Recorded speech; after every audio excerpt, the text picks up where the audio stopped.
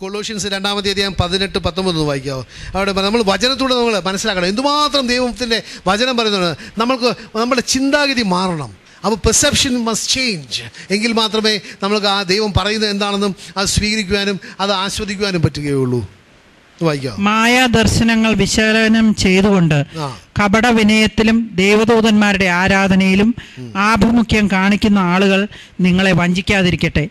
അവർ ഭോഗലാലസമായ മനസ്സോടുകൂടെ വ്യർത്ഥമായി അഹങ്കരിക്കുന്നവരത്രേ. അവർ ശിരസിനോട് ഗാഠബന്ധം പുലർത്തുന്നില്ല. ശരീരം മുഴുവൻ സന്ധിബന്ധങ്ങളാലും സിരകളാലും പരിപുഷ്ടമാക്കപ്പെട്ടും കൂട്ടിയിണക്കപ്പെട്ടും ദൈവഹിതം അനുസരണം പൂർണ്ണ വളർച്ച പ്രാപിക്കുന്ന ഈ ശിരസിൽ നിന്നാണല്ലോ. അപ്പോൾ അവിടെ ദൈവത്തിൻ്റെ വചനം നോക്കുകയാണെങ്കിൽ നമ്മൾ മനസ്സിലാക്കണം. Says let no one cheat you of your reward. നമുക്ക് കിട്ടേണ്ട ആ പ്രതിഫലത്തിൽ നിന്ന് ആരും നമ്മളെ എടുത്ത് മാറ്റരുത്. ബാക്കിയെല്ലാം വളരെ കട്ടിയായ വാക്കുകളാണ്. ഹല്ലേലൂയ. പക്ഷെ മനസ്സിലാക്കണം, അതിൻ്റെ സത്ത് നോക്കുകയാണെങ്കിൽ let no one cheat you of the reward. കാരണം റിവാർഡ് എങ്ങനെയാണ്? ഒരു ഡിസെപ്റ്റീവായിട്ടുള്ള ഒരു ടൈപ്പ് ഓഫ് വേർഷിപ്പ്. ഇവിടെ നോക്കുകയാണെങ്കിൽ let no one cheat you of your reward taking delight in false humility. ഒന്ന് false humility and worship of angels intruding into those things which he has not seen, vainly puffed up by his fleshy mind. അത് തന്നെ നോക്കുകയാണെങ്കിൽ worship of angels, intruding into those things, അവൻ കാണുകയോ കേൾക്കുകയോ അവന് ഗ്രഹിക്കാൻ പറ്റാത്ത കാര്യങ്ങളിലേക്ക് അവൻ പ്രവേശിക്കുകയാണ്. അത് എന്താണ്? നമ്മളുടെ പ്രതിഫലത്തെ നമ്മളിൽ നിന്ന് കട്ടെടുക്കുകയാണ്. കാരണം ദൈവത്തിൻ്റെ വചനം എബ്രായർക്കുള്ള ലേഖനം 11-6 എന്താ പറയുന്നത്? വിശ്വാസമില്ലാതെ ദൈവത്തെ പ്രസാദിപ്പിക്കുക അസാധ്യം. Without faith it is impossible to please God. And those who come to him must believe that he is, and that he is a rewarder of those who diligently seek him. അവനെ അന്വേഷിക്കുന്നവൻ അവൻ പ്രതിഫലം നൽകുന്ന ഒരു ദൈവമാണെന്ന്. പക്ഷെ അവനെ അന്വേഷിക്കണം, അല്ലാതെ മാലാഖമാരെ അന്വേഷിച്ചാൽ പോരാ. ഹലോ, പറയുന്നത് മനസ്സിലാവുന്നുണ്ടോ? അല്ലാതെ കുറേ ഫാൾസ് ഹ്യൂമിലിറ്റി അല്ലെങ്കിൽ ഏഞ്ചൽ വേർഷിപ്പ്, ഇതൊന്നുമല്ല ദൈവത്തെ പ്രസാദിപ്പിക്കുന്നത്. ദൈവത്തെ പ്രസാദിപ്പിക്കുന്നത് ദൈവത്തെ ആത്മാവിലും സത്യത്തിലും ആരാധിക്കുന്നതാണ് ദൈവത്തെ പ്രസാദിപ്പിക്കുന്നത്. ഇതെങ്ങനെയാണ് നമ്മൾ മനസ്സിലാക്കുക? അത് മനസ്സിലാക്കുന്നത് എന്താണ്? ഓ, ഇങ്ങനെ ബാഹ്യമായ ഒരു വലിയ ആരാധനകർമ്മം, കുറേ പ്രായശ്ചിത്തമൊക്കെ ചെയ്യുക, അല്ലെ കുറേ നേർച്ചയൊക്കെ ഇടുക, ഇതൊക്കെ നമ്മുടെ മനസ്സിൻ്റെ അന്ധകാരം കൊണ്ടാണ്. അത് നമ്മളെ നാശത്തിലേക്ക് നയിക്കുകയുള്ളൂ. But there must be a renewal of your mind. ആ റിന്യൂവൽ മനസ്സിലാക്കാൻ പറ്റാത്തത് കൊണ്ടാണ് അന്ധകാരം. പ്രിയപ്പെട്ടവരെ, ദൈവത്തിൻ്റെ വചനം യോഹന്നാന്റെ സുവിശേഷം 4-ാമത്തെ അധ്യായത്തിൽ യേശു ക്രിസ്തു സമാരിയ സ്ത്രീയോട് പറയുകയാണ്. എന്താണ്? ഇനി മുതൽ നിങ്ങൾ ജെറൂസലേമിലായിരിക്കുക അല്ല ആരാധിക്കുന്നത്, നിങ്ങൾ മലമുകളിലായിരിക്കുക അല്ല ആരാധിക്കുന്നത്, അല്ലേ? ഇത് പറഞ്ഞില്ലേ? ജെറൂസലേം ദൈവത്തിൻ്റെ ആലയം പണിത സ്ഥലമാണ് ജെറൂസലേം. പക്ഷെ അവിടെ അല്ല ആരാധന എന്ന് ദൈവം യേശു പറയുന്നില്ലേ? സമാറിയക്കാർ ആരാധിക്കുന്നത് പർവ്വതത്തിൻ്റെ മലമുകളിലാണ്, അവിടെയും അല്ല ആരാധിക്കുന്നത്. ഇനി മുതൽ നിങ്ങൾ ആരാധിക്കുന്നത് ആത്മാവിലും സത്യത്തിലും. കാരണം എന്താണ്? അങ്ങനെയുള്ളവരെയാണ് പിതാവ് അന്വേഷിക്കുന്നത്. പക്ഷെ ഇതൊക്കെ മനസ്സിലാക്കാൻ പറ്റാത്തതിൻ്റെ കാരണം എന്താണ്? അന്ധകാരം. അത് സുബോധമില്ലാത്തത് കൊണ്ടാണ്. They don't have a sound mind, because ദൈവത്തിൻ്റെ വെളിച്ചം അവിടെ വരുന്നില്ല. അന്ധകാരമാണ്. പ്രിയപ്പെട്ടവരെ, നമ്മൾ മനസ്സിലാക്കണം, നമ്മളുടെ മനസ്സ്, സപ്പോസ് എൻ്റെ മനസ്സിന് എന്തെങ്കിലും തകരാറ് പറ്റിയാൽ ഞാൻ എത്ര വായിച്ചാലും എനിക്കത് ഗ്രഹിക്കാൻ പറ്റുമോ? ഇല്ല. എൻ്റെ മനസ്സിന്, എൻ്റെ തലച്ചോറ് ഉദാഹരണമായിട്ട് പറയുകയാണ്, മനസ്സിലുള്ളത് നമ്മളെ ബുദ്ധി, അത് ക്ഷയിച്ചു പോയിട്ടുണ്ടെങ്കിൽ ഞാൻ എത്ര വായിച്ചാലും, എത്ര നല്ല പുസ്തകം വായിച്ചാലും എനിക്ക് അതൊന്നും മനസ്സിലാക്കാൻ പറ്റുകയില്ല.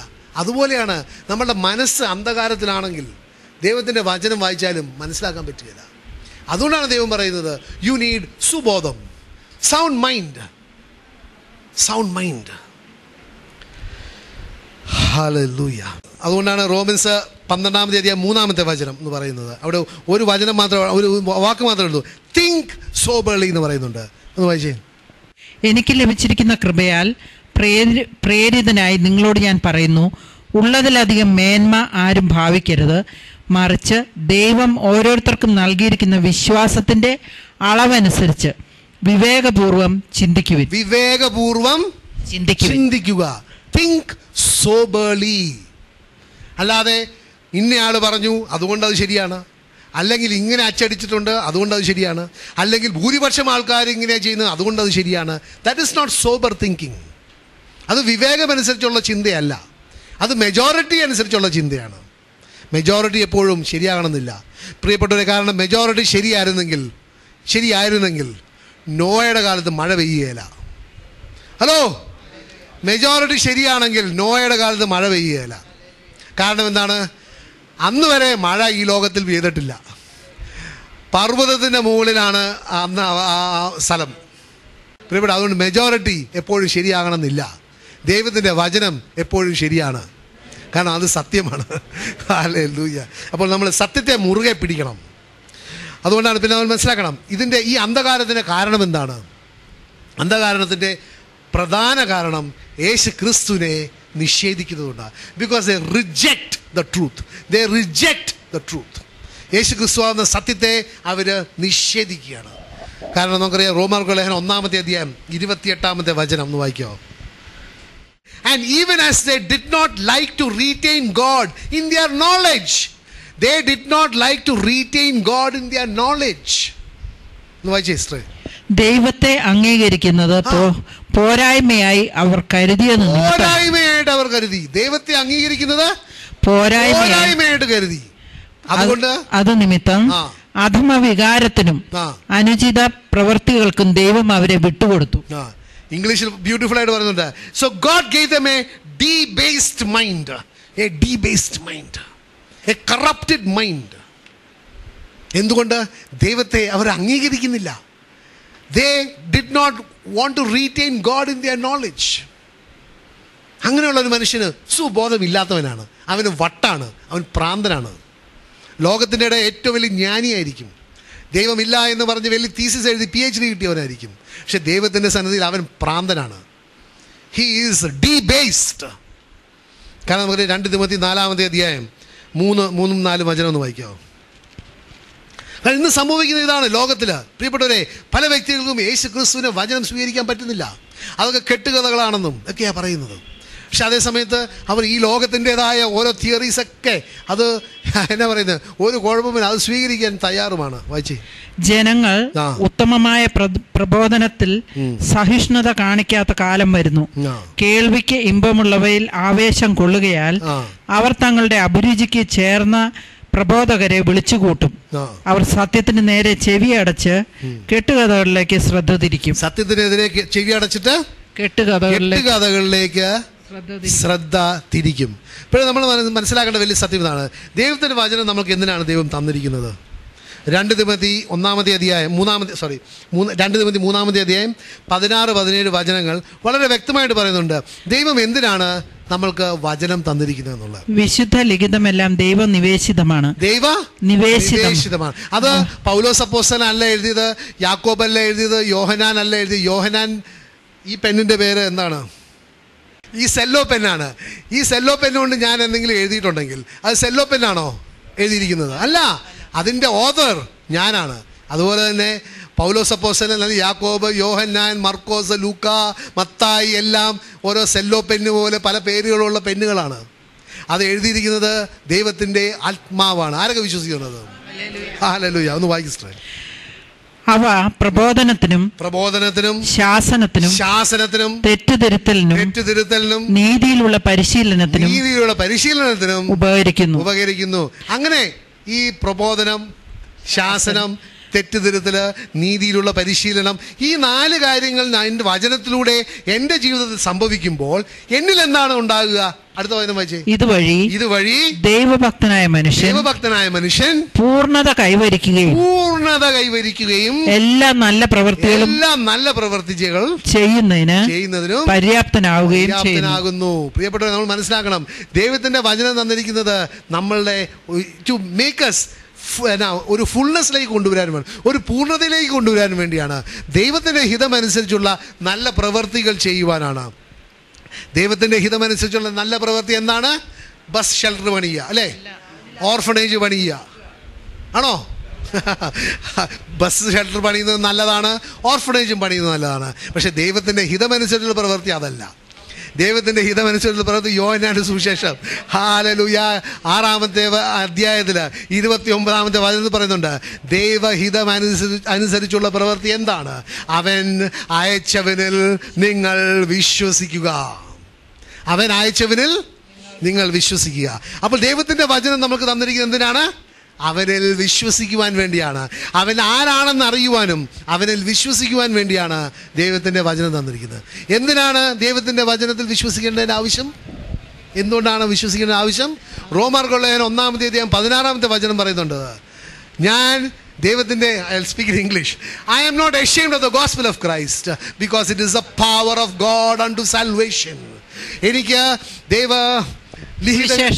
സുവിശേഷത്തെ കുറിച്ച് ഞാൻ ലജ്ജിക്കുന്നില്ല, എന്നാൽ അത് എന്നെ രക്ഷയിലേക്ക് നയിക്കുന്ന ദൈവത്തിന്റെ ശക്തിയാണ് എന്നാണ് പറയുന്നത്. പ്രിയപ്പെട്ടവരെ, ഹല്ലേലൂയ. അപ്പോൾ നിങ്ങൾ മനസ്സിലാക്കണം, ദൈവം ഈ വചനം തന്നിരിക്കുന്നത് നമ്മളെ രക്ഷിക്കുവാൻ വേണ്ടിയാണ്. ഹലോ, ദൈവം വചനം തന്നിരിക്കുന്നത് നമ്മളെ രക്ഷിക്കുവാൻ വേണ്ടിയാണ്. ആ രക്ഷ എന്നെ എന്തിലേക്കാണ് നയിക്കുന്നത്?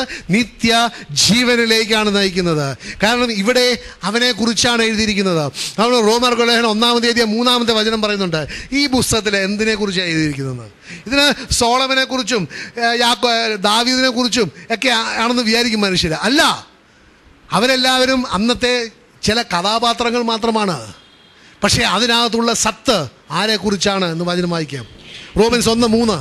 ഇത് അവിടുത്തെ പുത്രനും നമ്മുടെ കർത്താവുമായ യേശുക്രിസ്തുവിനെ, ആദ്യം മുതലൊന്ന് വായിക്കാം, 1 മുതൽ. യേശുക്രിസ്തുവിന്റെ ദാസനും അപ്പസ്തോലനുമായിരിക്കാൻ വിളിക്കപ്പെട്ടവനും ദൈവത്തിന്റെ സുവിശേഷത്തിനായി പ്രത്യേകം നിയോഗിക്കപ്പെട്ടവനുമായ പൗലോസ് എഴുതുന്നത്. ഈ സുവിശേഷം വിശുദ്ധ ലിഖിതങ്ങളിൽ പ്രവാചകന്മാർ മുഖേന ദൈവം മുൻകൂട്ടി വാഗ്ദാനം ചെയ്തിട്ടുള്ളതാണ്. ഇത് അവിടുത്തെ പുത്രനും നമ്മുടെ കർത്താവുമായ യേശുക്രിസ്തുവിനെ സംബന്ധിച്ചിട്ടുള്ളതാണ്, അവനെ കുറിച്ചുള്ളതാണ്. It is concerning his son Jesus Christ our Lord എന്നാ പറഞ്ഞിരിക്കുന്നത്. കാരണം അവനാണ് ജീവൻ. പ്രിയപ്പെട്ടവരെ, നേരത്തെ നമ്മൾ വായിച്ചു കേട്ടല്ലോ, ഒന്ന് യോഹന്നാന്റെ ലേഖനത്തില്, ഈ ദൈവപുത്രനെ സ്വന്തമാക്കിയവൻ ജീവനെ സ്വന്തമാക്കിയിരിക്കുകയാണ്. പ്രിയപ്പെട്ടവരെ, അതിനപ്പുറം, ആ കോയിൻ്റെ അപ്പുറത്ത് വേറൊരു സൈഡുണ്ട്. ദൈവപുത്രനെ സ്വന്തമാക്കാത്തവന് ജീവനെ സ്വന്തമാകുകയില്ല. കാരണം എന്താണ്? അവനാണ് ജീവൻ. അപ്പം ജീവനെ സ്വന്തമാക്കിയവന് ജീവനുണ്ട്. ഹല്ലേലൂയ. അതുകൊണ്ട് 2 തിമോത്തി 1:13 എന്താ പറയുന്നത്? Hold fast the pattern of sound words which you have heard from me in faith and love which are in Christ Jesus. ഒന്ന് വായിച്ചേ. നീ എന്നിൽ നിന്ന് കേട്ടിട്ടുള്ള നല്ല പ്രബോധനങ്ങൾ, യേശുക്രിസ്തുവിലുള്ള വിശ്വാസത്തിലും സ്നേഹത്തിലും നീ അനുസരിക്കുക, മാതൃകയാക്കുക. കാരണം എന്താണ്? റോമാക്കുള്ള ലേഖനം പറയുന്നത് വിശ്വാസം എന്ത് വഴിയാണ്? കേൾവി വഴിയാണ്. ആ കേൾക്കുന്നത് must be sound doctrine. അതുകൊണ്ടാണ് ടൈറ്റസ് 1:9 എന്താ പറയുന്നത്? Holding fast the faithful word as he has been taught that he may be able by sound doctrine both to exhort and convict those who contradict. എന്ന് വായിച്ചേ. അന്യൂനമായ വിശ്വാസ സംഹിതയിൽ ബോധനം നൽകുവാനും അതിനെ എതിർക്കുന്നവരിൽ ബോധ്യം ജനിപ്പിക്കുവാനും കഴിയേണ്ടതിന് അവൻ താൻ പഠിച്ചറിഞ്ഞ സത്യവചനത്തെ മുറുകെ പിടിക്കണം. സൗണ്ട് ഡോക്ടറിനെ മുറുകെ പിടിക്കണം. അങ്ങനെ അപ്പോൾ മാത്രമേ നമുക്ക് മനസ്സിനൊരു നവീകരണം വരികയുള്ളൂ, നമ്മുടെ അന്ധകാരമെല്ലാം പോവുകയുള്ളൂ. കാരണം ദൈവം പറയുന്നുണ്ട്, I am the light of the world, ഞാൻ ലോകത്തിൻ്റെ പ്രകാശമാണ്. ആ പ്രകാശമാകുന്ന യേശുക്രിസ്തു എന്നിൽ വരുമ്പോൾ എൻ്റെ ബുദ്ധിയിലുള്ള അന്ധകാരമൊക്കെ എവിടെ പോവും? നീങ്ങിപ്പോവും, ഇല്ലാതാവും. പക്ഷേ സൗണ്ട് ഡോക്ട്രിൻ ആവണം. അപ്പോഴാണ് നമുക്ക് മനസ്സിനൊരു നവീകരണം ഉണ്ടാകുക. അപ്പോൾ സൗണ്ട് ഡോക്ട്രിൻ എന്താ ഉണ്ടാകുന്നത്? Sound mind. Sound doctrine will bring about a sound mind. സുബോധം നമുക്ക് വേണമെന്നുണ്ടെങ്കിൽ നമുക്ക് യഥാർത്ഥ ദൈവത്തിൻ്റെ സത്യവചനങ്ങൾ, പ്രബോധനങ്ങൾ വേണം. അതുപോലെ തന്നെ തീത്തോസ് 2-ാമത്തെ അധ്യായം വായിക്കുകയാണെങ്കിൽ അവിടെ പറയുന്നുണ്ട്, ഒരു സൗണ്ട് ചേർച്ച്, ഒരു സൗണ്ട് ചേർച്ചിനും ദൈവത്തിൻ്റെ വചനം വളരെ അത്യാവശ്യമാണ്. നിങ്ങൾ എഴുതിയെടുത്ത് വായിച്ചാൽ മതി. തിത്തോസ് 2-ാമത്തെ അധ്യായം 1 മുതൽ 9 വരെ വായിക്കുകയാണെങ്കിൽ അവിടെ പറയുന്നുണ്ട് ഒരു സൗണ്ട് ചേർച്ചിന് ഒരു സൗണ്ട് ഡോക്ടറിൻ ആവശ്യമാണ്. കാരണം നമ്മുടെ പ്രവൃത്തികളൊക്കെ നമ്മുടെ മനസ്സാണല്ലോ നയിക്കുന്നത് അല്ലേ. എനിക്ക് കുറച്ച് വെള്ളം കുടിക്കണം എന്നുണ്ടെങ്കിൽ എൻ്റെ മനസ്സിലാണ് ആ ആഗ്രഹം തോന്നുന്നത് അല്ലേ. കാരണം ദ റിക്വയർമെൻറ്റ് വയറ്റിലായിരിക്കും, അതെൻ്റെ മനസ്സിലേക്ക് എൻ്റെ ബ്രെയിനിൽ വന്ന് മനസ്സ് പറയും വെള്ളം കുടിക്കുക. അപ്പോൾ നമ്മുടെ പ്രവൃത്തികളൊക്കെ നിയന്ത്രിക്കുന്നത് എൻ്റെ മനസ്സാണ്. അപ്പോൾ നമ്മൾ മനസ്സിലാക്കണം, ഒരു സഭ തന്നെ ഒരു സൗണ്ട് സഭ വേണമെന്നുണ്ടെങ്കിൽ ആ സൗണ്ട് ഡോക്ടറിൻ ഫോളോ ചെയ്യുന്ന ഒരു സഭയായിരിക്കണം. പിന്നെ നമ്മൾ മനസ്സിലാക്കേണ്ട വേറെ സത്യം ഇതാണ്, ആ ദൈവത്തിൽ നിന്ന് നമ്മൾ അകന്നു പോകുന്നതിൻ്റെ കാരണം ഒന്ന് നമ്മളുടെ പ്രൈഡ്, ദാറ്റ് ഈസ് നമ്മുടെ അഹംഭാവം. ഡാനിയൽ പ്രവാചകന്റെ പുസ്തകം 5-ാമത്തെ അധ്യായം 20-ാമത്തെ വചനം വായിക്കാം.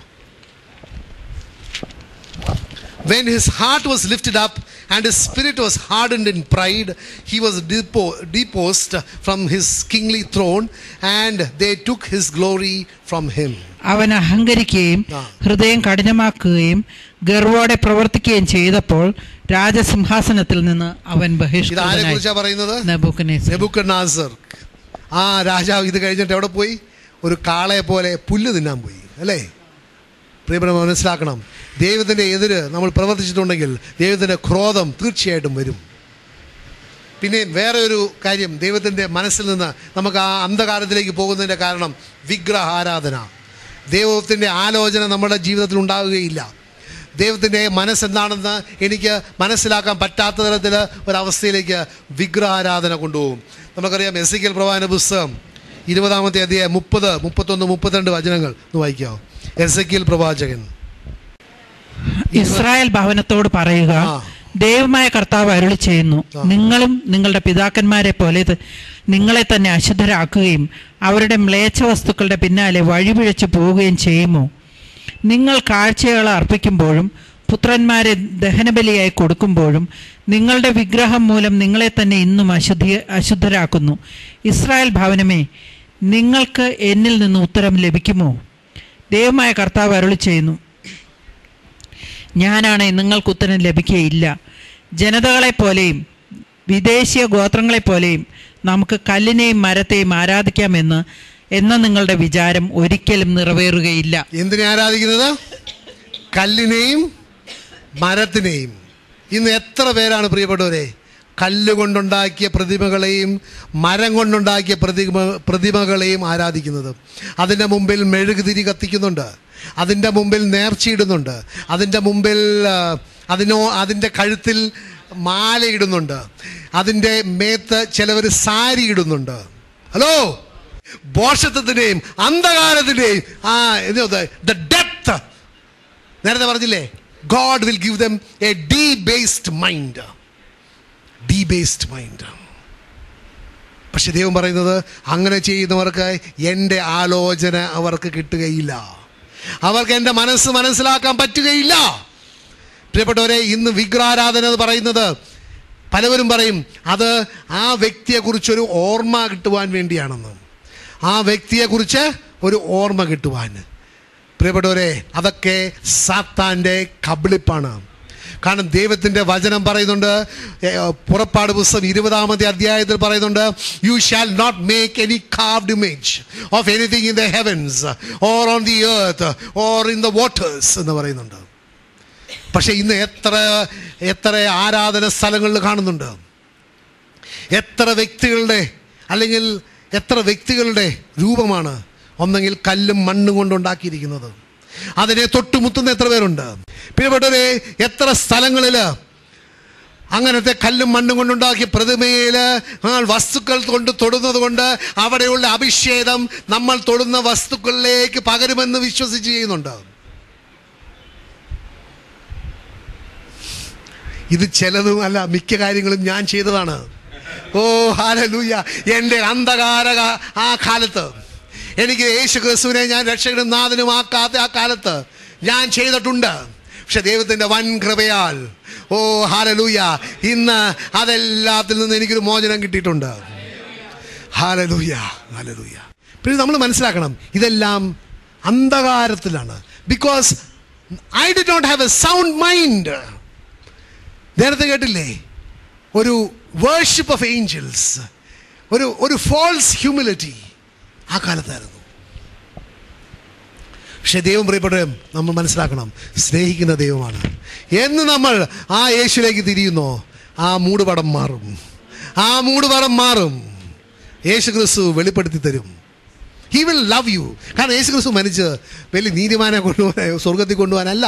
യേശു ക്രിസ്തു മരിച്ചത് നിങ്ങളെയും എന്നെ പോലെയുള്ള പാപികളെ രക്ഷിക്കുവാൻ വേണ്ടിയാണ്. രക്ഷിച്ചു കഴിഞ്ഞിട്ട് മക്കളാക്കുവാൻ വേണ്ടിയാണ്. മക്കളാക്കി കഴിഞ്ഞിട്ട് അവകാശം തരുവാൻ വേണ്ടിയാണ്. ആ അവകാശം ആരുടെ കൂടെയാണ്? യേശു ക്രിസ്തുവിൻ്റെ കൂടെയാണ്. കൂട്ടവകാശിയാക്കുവാൻ വേണ്ടിയാണ് മരിച്ചത്. അപ്പോൾ ഇന്ന് നമ്മളെല്ലാവരും യേശു ക്രിസ്തുവിനെ സ്വീകരിച്ചാണെങ്കിൽ നമുക്ക് പറയാം, അഭിമാനത്തോടു കൂടി പറയണം, ഞാൻ യേശു ക്രിസ്തുവിൻ്റെ കൂട്ടവകാശിയാണ്. ഒന്ന് പറഞ്ഞേ, ഞാൻ യേശു ക്രിസ്തുവിൻ്റെ കൂട്ടവകാശിയാണെന്നുള്ളത്. അപ്പോൾ ദൈവം നോക്കുന്നത് നമ്മുടെ പഴയ പാപാവസ്ഥയല്ല, അതൊക്കെ മറന്നു കഴിഞ്ഞു. He has forgiven and forgotten. നമുക്കൊരു പുതിയ ജീവൻ തരുവാൻ വേണ്ടിയാണ്. അപ്പോൾ ഞാൻ ദൈവത്തിൻ്റെ വചനം റോമാർക്കുള്ള ലേഖനത്തിൽ പറയുന്നത് പോലെ, ഞാൻ യേശു ക്രിസ്തുവിനോട് സാദൃശ്യമായ ഒരു മരണത്തിന് പങ്കാളിയാകുമ്പോൾ ഞാൻ യേശു ക്രിസ്തുവിനോട് സാദൃശ്യമായ ഒരു പുനരുത്ഥാനത്തിനും പങ്കാളിയാകും. അപ്പോൾ എൻ്റെ പാപം മുഴുവൻ, എൻ്റെ ശാപം മുഴുവൻ യേശു ക്രിസ്തു എനിക്ക് വേണ്ടി ആ കുരിശേലേറ്റെടുത്തു. ഞാൻ യേശു ക്രിസ്തുവിന് വേണ്ടി എന്നോടും ലോകത്തോടും പാപത്തോടും സാത്താനോടും ഒരു മരണം സംഭവിക്കണം. അത് കഴിയുമ്പോൾ യേശു ക്രിസ്തു എനിക്ക് ഒരു പുതിയ ജീവൻ തരും. ആ ജീവൻ യേശു ക്രിസ്തുവിനോട് ഐക്യപ്പെട്ട ഒരു ജീവനാണ്. ഹല്ലേലൂയ. നമ്മൾ സന്തോഷിക്കേണ്ടവരാണ് പ്രിയപ്പെട്ടവരെ. കാരണം എന്താണ്? യേശു ക്രിസ്തു നമ്മൾക്ക് വേണ്ടി മരിച്ചു. കാരണം നമുക്കറിയാം, ഞാൻ എൻ്റെ മകൾക്ക് ഒരു ചിൽഡ്രൻസ് ബൈബിളുണ്ട്, അവളിങ്ങനെ വായിക്കുക എല്ലാ ദിവസവും. അപ്പോൾ ഇന്നലെ വായിച്ചു തുടങ്ങിയില്ല. ഇന്നലെ വന്നതാണ് heading the saddest day. Saddest day അത് കുത്തിക്കുറിച്ച് മാറ്റി എഴുതാൻ പോവുകയാണ് ഞാൻ. Saddest day. അപ്പോൾ ഞാനോട് ചോദിച്ചു, സാഡസ്റ്റ് ഡേ എന്താണ് അവിടെ എഴുതിയിരിക്കുന്നത്? യേശു ക്രിസ്തു മരിച്ച ദിവസം അല്ല. യേശു ക്രിസ്തു മരിച്ച ദിവസം is the greatest day because he destroyed Satan's work in my life. He won the victory. ആരൊക്കെ വിശ്വസിക്കുന്നുണ്ട്? ഏറ്റവും അനുഗ്രഹിക്കപ്പെട്ട ദിവസം യേശു ക്രിസ്തു മരിച്ചതാണ്. കാരണം യേശു ക്രിസ്തു മരിച്ചില്ലായിരുന്നെങ്കിൽ നിങ്ങൾക്കും എനിക്കും രക്ഷയില്ല. കാരണം സുബോധമില്ലാത്ത ഒരു വ്യക്തികളാണ് അവനെ കൊണ്ട് ക്രൂശിപ്പിച്ചത്. ദൈവത്തിൻ്റെ വചനം നമുക്കൊന്ന് വായിച്ചു കേൾക്കാം. 1 കൊരിന്ത്യൻസ് 2-ാമത്തെ അധ്യായം നടത്തി അവിടെ 8-ാമത്തെ വചനം പറയുന്നത് ഇങ്ങനെയാണ്. അല്ലെങ്കിൽ ഞാൻ 9 വായിക്കാം, 7 മുതൽ. But we speak the wisdom of God in a mystery, the hidden wisdom which God ordained before the ages for our glory, which none of the rulers of this age knew. For had they known, they would not have crucified the Lord of glory. അവർക്ക് ആ ജ്ഞാനം ഉണ്ടായിരുന്നെങ്കിൽ യേശു ക്രിസ്തുവിനെ കുരിശെ തറയ്ക്കുകയില്ല. യേശു ക്രിസ്തുവിനെ കുരിശെ തറച്ചിട്ടില്ലെങ്കിൽ ഞാനും നിങ്ങൾ രക്ഷപ്പെടുകയില്ല. പറയുന്നത് മനസ്സിലാകുന്നുണ്ടോ? സോ യേശു ക്രിസ്തു കുരിശെ മരിച്ച ദിവസം is not the saddest day. Of course യേശു ക്രിസ്തു അവർ ചെയ്തതൊക്കെ നമുക്ക് സങ്കടം, നമുക്ക് വളരെയധികം പ്രയാസവും ബുദ്ധിമുട്ടും ഉണ്ടാക്കുന്നതാണ്. തീർച്ചയായിട്ടും സങ്കടം ഉണ്ടാക്കുന്നതാണ്. പക്ഷേ ആ പ്രവൃത്തി യേശു ക്രിസ്തു ചെയ്തത് is the greatest thing that he did. വായിച്ചേ. രഹസ്യവും നിഗൂഢവുമായ ദൈവജ്ഞാനമാണ് ഞങ്ങൾ പ്രസംഗിക്കുന്നത്. അത് നമ്മുടെ മഹത്വത്തിനായി യുഗങ്ങൾക്ക് മുമ്പേ തന്നെ ദൈവം നിശ്ചയിച്ചിട്ടുള്ളതാണ്. ഈ ലോകത്തിന്റെ അധികാരികളിൽ ആർക്കും അത് ഗ്രഹിക്കാൻ സാധിച്ചില്ല. കാരണം അവർക്ക് സുബോധമില്ലായിരുന്നു. സാധിച്ചിരുന്നെങ്കിൽ മഹത്വത്തിന്റെ കർത്താവിനെ അവർ കുരിശിൽ തറയ്ക്കുമായിരുന്നില്ല. കാരണം അവർ ചെയ്ത ആ സമയത്ത് ഐസയ പ്രവാചകന്റെ ലേഖനമൊക്കെ ഉണ്ട്. 53-ാമത്തെ അധ്യായത്തിൽ പറഞ്ഞിട്ടുണ്ട് യേശു ക്രിസ്തു എങ്ങനെയാണ് മരിക്കാൻ പോകുന്നത്, എങ്ങനെയാണ് അത് ചെയ്യാൻ പോകുന്നത്. ഇവർ ചെയ്യാൻ പോകുന്ന കാര്യങ്ങളൊക്കെ ദൈവത്തിന്റെ വചനത്തിൽ ഉണ്ടായിരുന്നു. അവർക്ക് ജ്ഞാനം ഉണ്ടായിരുന്നെങ്കിൽ അവരത് ചെയ്യുകയില്ലായിരുന്നു, കുരിശെ തറയ്ക്കുകയില്ലായിരുന്നു. അതുകൊണ്ടാണ് അവർക്ക് സുബോധമില്ലായിരുന്നു. ഹല്ലേലൂയ. അതുകൊണ്ട് ഇന്ന് നമ്മൾ ജീവിക്കുന്നു. Hallelujah, hallelujah, hallelujah. പിന്നെ നമ്മൾ മനസ്സിലാക്കണം വേറൊരു കാര്യം. ഹല്ലേലൂയ. ഈ സുബോധമില്ലാത്തത് കൊണ്ട് നമ്മൾ ഒരവസ്ഥയിലേക്ക് പോവുകയാണ്, ദൈവമായിട്ട് ഒരു ശത്രുതയിലേക്ക് പോവുകയാണ്. ആ ശത്രുതയിലേക്ക് പോകുന്നതിൻ്റെ കാരണം എന്താണ്? നമ്മൾ ജഡിക മനസ്സുള്ളതുകൊണ്ട്. റോമൻസ് 8-ാമത്തെ അധ്യായം 6-7 വചനം ഒന്ന് വായിക്കാമോ? റോമാർക്കുള്ള ലേഖനം 8-ാമത്തെ അധ്യായം. ജഡികാഭിലാഷങ്ങൾ മരണത്തിലേക്ക് നയിക്കുന്നു. ജഡികാഭിലാഷങ്ങൾ എങ്ങോട്ടാണ് നയിക്കുന്നത്? മരണത്തിലേക്ക് നയിക്കുന്നു. ആത്മീയാഭിലാഷം ജീവനിലേക്കും സമാധാനത്തിലേക്കും. ജഡിക താല്പര്യങ്ങളിൽ മുഴുകിയിരിക്കുന്ന മനസ്സ് ദൈവത്തിന്റെ ശത്രുവാണ്. അത് ദൈവത്തിന്റെ നിയമത്തിന് കീഴ്പ്പെടുന്നില്ല, കീഴ്പ്പെടാൻ അത് സാധിക്കുകയുമില്ല. For to be carnally minded is death, but to be spiritually minded is life and peace. Because the carnal mind is in enmity against God, for it is not subject to the law of God, nor indeed can be. അപ്പോൾ നമ്മുടെ മനസ്സ്, ജഡിക മനസ്സ് നാശത്തിലേക്കും നയിക്കുകയുള്ളൂ. കാരണം അത് ദൈവവുമായിട്ട് ഒരു ശത്രുതയിലാണ്. പിന്നെ Ephesians 2-ാമത്തെ അധ്യായം 1, 2, 3 വചനങ്ങളൊന്ന് വായിക്കാമോ?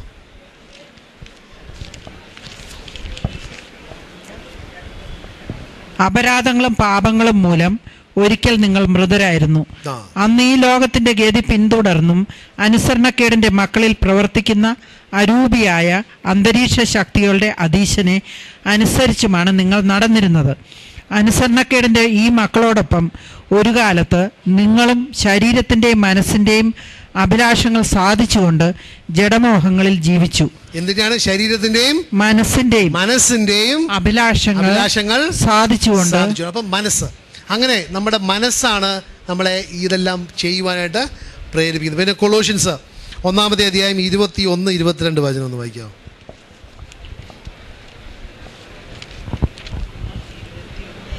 ഒരിക്കൽ നിങ്ങൾ ദൈവത്തിൽ നിന്ന് അകന്ന് ജീവിക്കുന്നവരും ദുഷ്പ്രവർത്തികൾ വഴി മനസ്സിൽ ശത്രുത പുലർത്തുന്നവരുമായിരുന്നു. എന്നാൽ ഇപ്പോൾ ക്രിസ്തു തൻ്റെ മരണം വഴി സ്വന്തം ഭൗതിക ശരീരത്തിൽ നിങ്ങളെ അനുരഞ്ജിപ്പിച്ചിരിക്കുന്നു. അവിടുത്തെ മുൻപിൽ പരിശുദ്ധരും കുറ്റമറ്റവരും നിർമ്മലരുമായി നിങ്ങളെ സമർപ്പിക്കുന്നതിന് വേണ്ടിയാണ് അവൻ ഇപ്രകാരം. എവിടെയാണ് ശത്രുത? മനസ്സിൽ. And you who once were alienated and enemies in your mind. അപ്പോൾ നമ്മൾക്ക് വേണ്ടത് എന്താണ്? ആ ശത്രുത മാറണമെന്നുണ്ടെങ്കിൽ, യേശുവിനെ സ്വീകരിക്കണമെന്നുണ്ടെങ്കിൽ നമുക്ക് എന്താ വേണ്ടത്? സുബോധം. അതെവിടെയാ? ആരാണ് നമുക്ക് തരുന്നത്? പരിശുദ്ധാത്മാവ്. അതുകൊണ്ടാണ് ദൈവം പറഞ്ഞിരിക്കുന്നത്, നിങ്ങൾക്ക് തന്നിരിക്കുന്നത് ഭീരുത്വത്തിൻ്റെ ആത്മാവല്ല, അതിനുപരി ശക്തിയുടെയും സ്നേഹത്തിൻ്റെയും സുബോധത്തിൻ്റെയും അല്ലെങ്കിൽ ആത്മനിയന്ത്രണത്തിൻ്റെയും ആത്മാവിനെയാണ് നിങ്ങൾക്ക് തന്നിരിക്കുന്നത്. നമ്മൾ മനസ്സിലാക്കാൻ പ്രിയപ്പെട്ടവരെ, ദൈവം നമ്മൾക്ക് എല്ലാം തന്നിരിക്കുകയാണ്. നമ്മൾ ആ ആത്മാവിലോട് ഒരു തുറവ് കാണിച്ചാൽ മതി. And openness to the working of the spirit.